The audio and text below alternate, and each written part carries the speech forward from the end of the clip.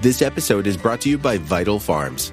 Isn't it bullshit to have to question where your food comes from? At Vital Farms, you can trace your pasture-raised eggs all the way back to the source, the pasture. On the side of each pasture-raised carton of eggs, you'll find the name of the farm where your eggs were laid. And when you look the farm up on their website, you'll get a peek at all the sunshine, fresh air, and open space the hens enjoy. Learn more and find out where to buy them at vitalfarms.com. Vital Farms, keeping it bullshit-free. This episode is brought to you by Klaviyo, the platform that powers smarter digital relationships. With Klaviyo, you can activate all your customer data in real time, connect seamlessly with your customers across all channels, guide your marketing strategy with AI-powered insights, recommendations, and automated assistance, deliver experiences that feel individually designed at scale, and grow your business faster. Power smarter digital relationships with Klaviyo. Learn more at klaviyo.com/Spotify. That's KLAVIYO.com/Spotify. Welcome to the Human Capital Innovations Podcast, your go-to source for personal, professional, and organizational growth and development. We hope you tune in often for all things people management, organizational development and change, organizational leadership, and social impact related.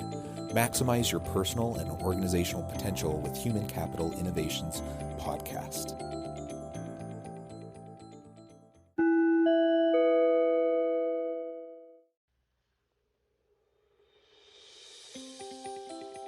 Welcome to the Human Capital Innovations Podcast. In this HCI podcast episode, I talk with Omar Harris about the intersection of social justice, equity, diversity, and leadership.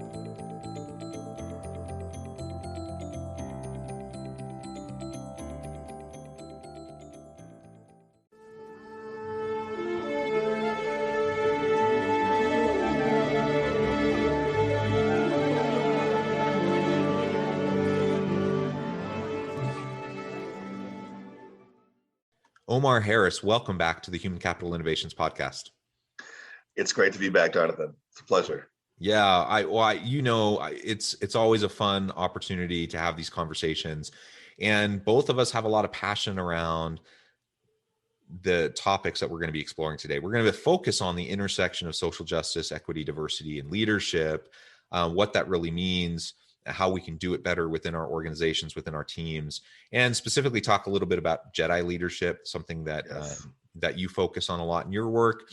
I think it's an interesting and compelling take and framing on leadership. Before we get started, though, I wanted to share Omar's bio again with everybody. Omar Harris is the founder of Intent Consulting and Tempo.io, the world's first and best SaaS application for employee inclusion, a former GM, a business and servant leadership thought leader, speaker, award-winning, best-selling author of 5 books, including Be a Jedi Leader, Not a Boss, Leadership in the Era of Corporate Social Justice, Equity, Diversity, and Inclusion, released summer of 2021. The Servant Leaders Manifesto in 2020, The Leaderboard, The DNA of High-Performance Teams in 2019. With 20 plus years of global pharmaceutical executive experience building teams, Omar has worked on 4 continents, the US, Middle East, Asia, and Latin America, for Pfizer, Merck, Schering-Plough, and more. As a Gallup certified strengths coach, motivational speaker, entrepreneur, and Florida A&M University alumni, Harris is passionate about leading teams, high-performance coaching, and inspiring future leaders of today and tomorrow to adopt the servant leader mindset and stop toxic leadership behaviors. Amen to all of that. So important. This is really important work. I appreciate everything you're doing. Before we launch into the conversation, anything else you would like to share with listeners by way of background or personal context? No, I'm just a regular guy from Pittsburgh who's had some, phenomenal opportunities to live outside the U.S. and kind of shift my perspective, and really happy to be able to find kind of my niche and be able to contribute in whatever way I can to people's journeys, especially your listeners on this podcast. So happy to connect and have this conversation today. Well, that's wonderful. I think we share a lot of commonalities in our approach and our mindset and our passions. And so this will be fun to really dig in. Let's start by talking about Jedi leadership. Can you describe that? Something you lay out and talk about in your recent book. And then we can get a little bit more into specifically the social justice, equity, diversity, and leadership aspects and talk about the intersections of all of those. Perfect. So Jedi leadership is not an acronym that I created. It was something that I stumbled upon last summer. But it kind of, it's ironic because I had written a kind of a throwaway comment in the Servant Leaders Manifesto where I kind of stated that leaders needed to be Jedis, not bosses. And this is before I ever even was aware of the acronym of what Jedi meant in the space of justice, equity, diversity, and inclusion. So it was kind of an interesting coincidence that actually I'd written that line and actually then learned a lot more about the Jedi work that was going on. And there's a lot of acronyms for this. I mean, you have DEI and B, you have all these different acronyms, the alphabet soup going around as everyone tries to put their different spin on this. But for me, what Jedi leadership is really all about is ultimately businesses finally stepping into and meeting the moment and stepping up to the plate and doing what they originally should have been doing all along, which is not only providing value for shareholders, but also enhancing the lives of employees, customers, communities, and the environment as they do this at the same time. So I have to. Yeah, well, no, that's perfect. And yeah, it's a super interesting kind of framing, and it's an important idea as we move into the social justice, equity, diversity, and leadership space. Like you said, the alphabet soup, regardless of what we decide we really want to call it, these are all important topics, things that we have to continue to explore and figure out how to do better within our organizations and within our teams. So yeah. Let's talk now a little bit more specifically about that intersection, the intersectionality of these different components. Why is it important to recognize that? How do we leverage that understanding to make a difference within our organizations? Well, I think an important aspect of this is that the Jedi work is being seen as an outcome and not as a strategy to achieve an outcome. And my take on this is that if you want to achieve the goals of stakeholder capitalism, which are those goals to add value to more stakeholders, how are you going to do that? Well, Jedi is a great way. Leading into Jedi principles, it just happens to be a great way to add that value and actually achieve the goals of stakeholder capitalism. So for me, it's a connection point that I found when I was doing my research and doing my learning about the space. Was like, these two things are intrinsically connected. How are you going to actually provide more value to employees if you're not eradicating injustices, eliminating inequities, expanding diversity and enhancing inclusion for these employees? How are you going to do the same for communities, customers, and the environment if you're not leveraging the Jedi acronym and actually really wading into the space to understand what are the injustices happening to the environment right now? For example, environmental injustice is a gigantic issue because disenfranchised communities are the ones getting the biggest brunt of our environmental problems that we have today. So, every one of these things you can go down the list, and I point out in the book the injustices that need to be eliminated, the inequities for communities, customers, environment. So that's what the book is really about, is making that clear connection between how leading at the Jedi principles is a very clear and direct pathway to improving the outcomes for the stakeholders that we're talking about when we talk about stakeholder capitalism. Yeah, excellent. And I know one of the things that you focus on in your work is kind of shifting the mindset and the approach of what often we refer to as servant leadership. And how do we go about shifting, and why is it important perhaps to shift a servant leadership approach towards a Jedi leadership approach?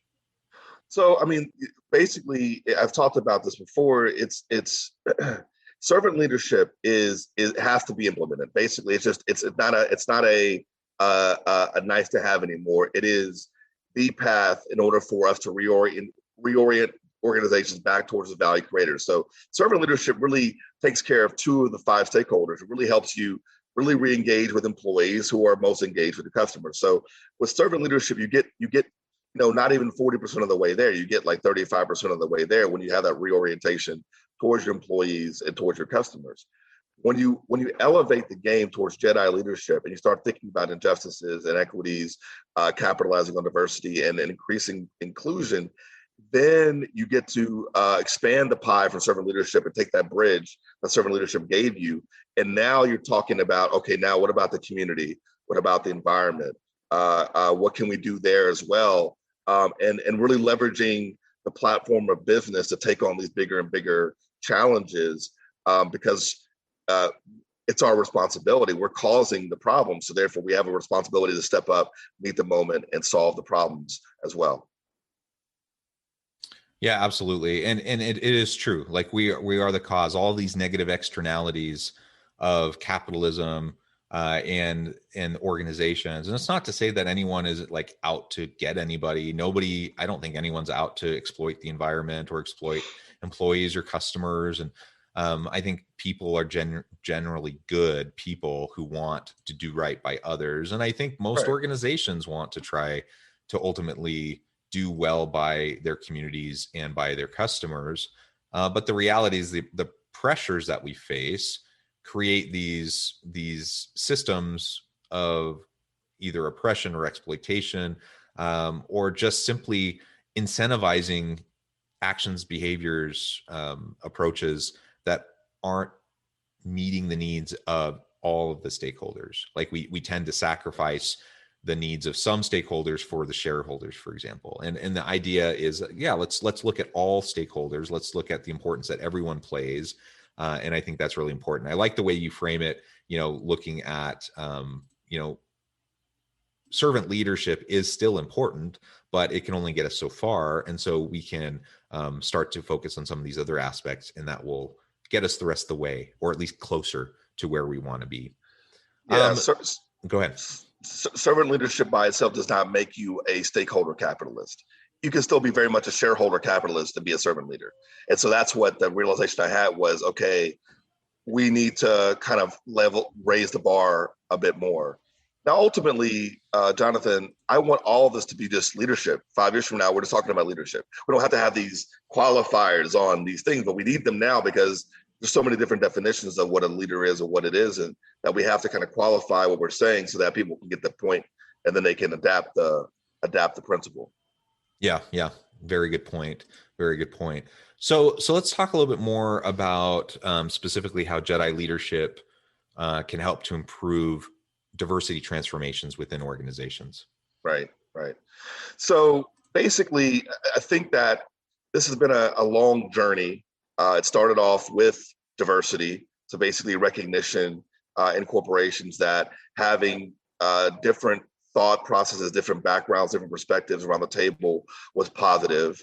I think it was kind of like not a proactive action by business. It was kind of a reaction to the changing demographics of the workforce that were happening underneath senior leadership. So they realized that, we're hiring different people. How do we start to capitalize on this? And it basically it was all about kind of that. It was kind of taking the problem with diversity, kind of, if you say diversity 1.0, problem with diversity 1.0 was it was about bringing all these disparate backgrounds together and then making them fit into a uniform structure, which is a traditional hierarchy.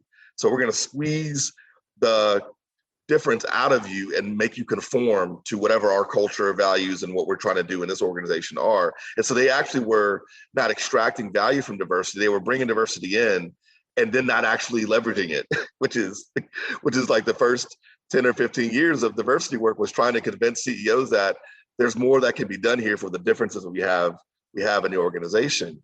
And when they started leading in and listening to the difference in the organization, they realized, everyone doesn't see the world the same way with how people are being treated, the pay gap, gender pay gap, or different benefits. If you talk about, belonging, that different people, different groups require different things to feel a sense of belonging in the workplace. And then it wasn't until last year, till the social justice protests, where people added that important J. And I talk all the time about, is the J really important for corporations to lean into? It's fundamental, because forget about thinking about the communities and the country. Just think about injustices that are happening on your own turf inside of your company right now. It is unjust that there's not a standard maternity leave length for women, working women everywhere in the world. It's unjust that women have to make a choice between career and having a family, where men never have to make that particular decision, never have to think about it in their careers. So there are plenty of injustices right at home inside of the corporations that need to be fundamentally addressed, and it all came from the embracing of the diversity that was coming in the door.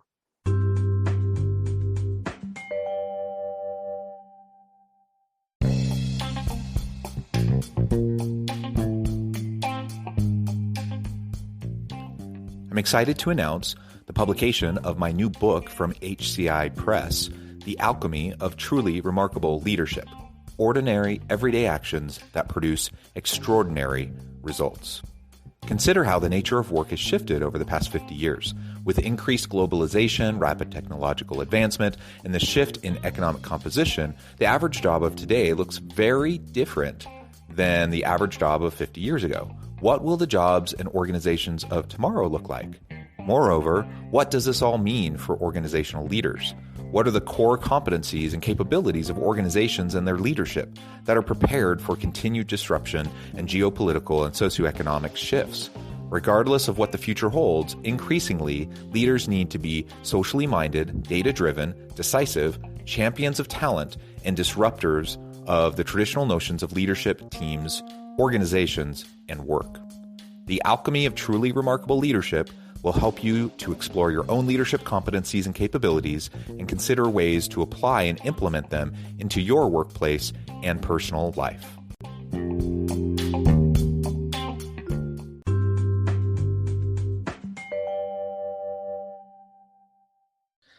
Yeah, I think that's really important to recognize. The context of this past year has been really interesting, hasn't it? The George Floyd moment and kind of a social reckoning, I think, that's happened throughout much of the country. Lots of political strife, and we're just in such a divisive place as a country. It's led to a lot of dialogues. Unfortunately, not as many healthy dialogues as probably we need, but certainly it's increased, the amount of conversation. And I know that just what was it, just yesterday, 2 days ago, maybe, that the Congress passed the Juneteenth national holiday, which is a good step, unanimous in the Senate, close to unanimous in the House. I'm not sure how anyone can vote against that, but, there were 14 people who did, but whatever. But, I think there is some progress. We are making some positive movement, but it has just highlighted and illustrated that there's so much more work to be done. We're not there yet. And to your point a few minutes ago that, organizations thankfully have come a long way in getting past just this whole idea of getting diversity, in terms of how people look, for example, racial, ethnic diversity, gender diversity in the workforce, now moving more into to the equity components, the inclusivity and belonging components. All of that, I think has been a positive evolution as we try to get into what really matters, what's at the core of what we're trying to accomplish with all of these efforts. And it's not just getting, more opportunity for people from all backgrounds. That certainly is a big part of it, but it's also like truly helping everyone to feel genuine belonging where they're at, and that everyone has an opportunity to contribute and fully be there as their authentic self in their workspace. That's so important. That's important for organizations to thrive in today's world. It's also important for individuals, to find meaning and fulfillment and purpose, and to feel valued in their organizations. Exactly. And the other way that I position this is that Jedi issues are going to be the biggest business risk that we face. So think of yourself as a shareholder, investor, whatnot. If you have two companies, one company is tackling the problems internally that deal with ESG, let's say environmental, social, and governance, and they have Jedi leadership, they have DEI lead, and they're actually systematically working through and making the workplace better. These investors will know that eventually the internal work will create positive externalities in terms of customer excellence, community outreach, environmental sustainability. So they're going to get their returns versus a company that is doing none of that work, focusing purely on profits, still denigrating the environment. They have tremendous turnover in terms of people who come in the door, don't stay very, very long. So they have a talent drain because they're not dealing with these issues inherent with inequities, with not actually capitalizing on diversity and inclusion, and they're not dealing with the injustices that their operations have created. Those companies are going to be worse business investments in the future. And this is why companies like BlackRock and Larry Fink and all these people are coming in and saying, listen, this stuff is not just soft leadership stuff. This is fundamentally about business risk. What creates a riskier environment? And so that's why in the book, I lay out a very clear framework called the Jedi Restoration System that is built off of my experience working as a general manager and dealing with compliance frameworks that we had to implement for our organizations and treating it the exact same way. Jedi work is continuous systemic work. It's not a project. It's not a donation to the United Negro College Fund. It's not a commercial on television. It is fundamentally looking at your people, products, and processes through the lens of injustice, inequity, diversity, and inclusion, and then doing and then constantly initiating new operating procedures that are consistently and constantly enhancing the environment for the employee first off, because so they can then do their work in terms of dealing with the community, dealing with the customers, creating solutions that are sustainable, and that will lead to lower risk for shareholders and better returns for everyone involved. So I look at it fundamentally as this is really about hard business. Yeah. I mean, there's clearly a business case for all of this. So if we want to be profitable, successful, competitive organizations, this matters. And then there's clearly a human case for all of this, and a moral, ethical case for it. That it's just the right thing to do. It's the right thing to do for our people. It's the right thing to do for the planet. Ultimately, it's a win-win. It truly is, and should be perceived as a win-win-win all the way around. And I think more and more organizations are kind of cluing into that, thankfully, but there's still, a long way to go. Maybe in our last bit of time together, we can zoom in now and talk a little bit more about some specific things that organizations can do. What are some of those diversity transformation success keys that we can utilize to build a diverse organization that excels in the future of work? So one of the things is that I like to use old ideas and make them new again. I'm a Gallup certified strengths coach, as you mentioned in your intro. And when I think about Clifton Strengths and I think about that particular assessment, what it ultimately is all about is about capitalizing and valuing difference. So seeing the person, not the role, seeing the talents and strengths you have around you and working to synergize and combine it together. So for me, companies who really want to capitalize and drive diversity initiatives need to be leaning into the Clifton Strengths assessment movement, find themselves coaches who can drive these change initiatives in their organizations, because that's a very clear path that links diversity to the unique individual talents and capabilities to hardcore business outcomes that have been proven empirically over time. So that's one thing that I definitely highly recommend any DEI lead listening to this. If you're not aware of Clifton Strengths, get up on it, really educate yourself, because this is not just about one of those personality assessments. This is actually a strong business tool that you can leverage to really drive diversity in your organization. But as I say in the book, diversity will not matter if you're not tackling inequity and injustice first. If you don't ask yourself the question as a leader, what are the injustices happening right here in my organization? What are the inequities happening right now? I mean, any CEO, every CEO in America can change. For example, I talked about maternity leave. They can transform women's equity with a stroke of a pen today. Go into your office, write a policy that says women are guaranteed at least 6 months paid maternity leave in every company in the country. Right away, right off the bat, and they're guaranteed their same job, same salary, and that they don't lose promotional opportunities as a result of taking time off to raise the future generations of workers that we all need for these corporations in the future.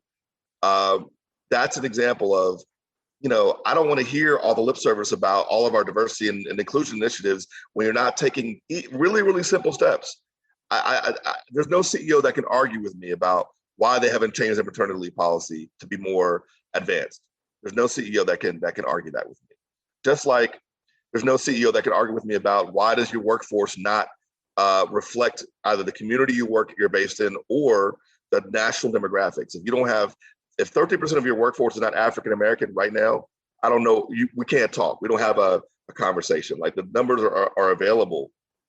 This is simple stuff that people make hard because they really don't want to lean into the space. They're hoping it's a fad. They're hoping they can get around it and that shareholders will back off. But once again, this is business risk. And now that shareholders understand this is actually business risk, they're not going to let go of the bit until change actually happens. Yeah, well, I completely agree. I think there's some of these basic, obvious kind of benchmark things that need to happen, that can happen pretty easily if we just have a little bit of the will to do it, right? And is that, like the maternity leave example, and I would argue maternity and paternity leave, but certainly from a gender equity standpoint, the maternity leave is a huge deal. It's a fairly simple fix. Is it going to require some adjustments from the organization? Of course it will. But it's very doable. And in fact, most countries around the world offer pretty meaningful maternity leave. And we're kind of the exception. And so there's so many things that we can and should be doing, that we need to be doing. Otherwise, it really does come across as just giving lip service to it. I'm glad that people are talking and having the conversations. I'm glad we're trying to deal with implicit biases and try to, have more productive, inclusive cultures. All of that's important, but it's also where the rubber meets the road. Like, there are specific things that we can start doing today that will immediately make an impact. Yeah. I mean, one other thing is, for diversity initiatives specifically, is if you are not working with at least 5 to 7 HBCUs right now to really create a talent pool of African Americans coming into your organization, then what are you doing? Like, if that's once again one of these easy things, like, expand your recruiting pool. I know you may have your top 10 university list, but add 3 to 5 HBCUs to that list starting today. And, excellent. Yeah. And work with the schools. If there's issues in terms of making it fit for your organization, come down and do the work with the schools and promote programs that are going to help you build the employees that you need for the future. And that will be something that you will get immediate returns in terms of highly qualified, diverse candidates coming into your organization who will add a lot of value to the business right off the bat. Yeah, absolutely. Well, Omar, it has been a real pleasure. It always is a pleasure talking with you about these really important issues. I appreciate your time and sharing your insights with listeners. Before we close today, I wanted to give you a chance to share with listeners how they can get connected with you, find out more about your work, and then give us the final word on the topic for today. Will do. Well, first of all, I want to let you know that I gave you a blurb or a shout out in the book. Thank you for our earlier interview on the Servant Leaders Manifesto. So your name is in the book. So that's so nice. But yeah, so you can find me on LinkedIn, Omar L. Harris, my website, www.omarlharris.com are the best places. Amazon under Omar L. Harris to find the books. And I think the final word on this topic is really that is the sense of urgency we all have to have in changing our outlook on leadership. I think that for me, if I can do one thing with this book, which is to kind of make becoming a boss not so sexy anymore, and make becoming a real leader someone who leans in and leads with humility, will, and empathy, someone who sees people and sees problems and works diligently to solve them. If I can accomplish that with my collective work, but more particularly with this work, then I'll feel like I've done my job. I hope that your listeners come out and support it. And just so you also know that next Friday, when the book comes out, June 25th, the book comes out, my other 2 books, The Servant Leaders Manifesto and Leaderboard, will be free on Kindle for 5 days. So as I'm launching the Jedi book, my other 2 books will be free on ebook for you to download on Amazon for the next 5 days, from the 25th until the 29th of June. Perfect. Thank you so much, Omar. I really encourage listeners to reach out, get connected, find out more about what he can do for you. Check out the books, great resources. And as always, I hope everyone can stay healthy and safe, that you can find meaning and purpose at work each and every day. And I hope you have a great week.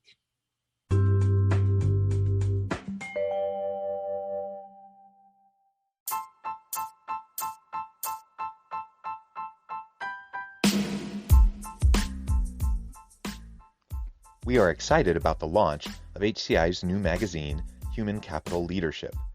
Human Capital Leadership is a free, interactive e-magazine designed to help individuals, leaders, and organizations find innovative approaches to maximize their human capital potential. We will be publishing issues quarterly in August, November, February, and May. Check out the first issue and let us know what you think.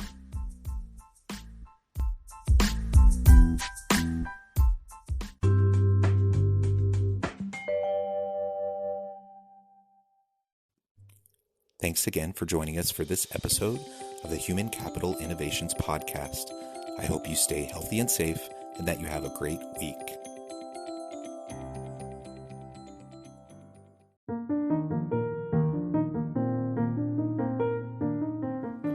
Check out our new weekly LinkedIn newsletter, Alchemizing Human Capital, exploring industry trends via original research and interviews with executives and thought leaders from across the globe. We look forward to having you join us.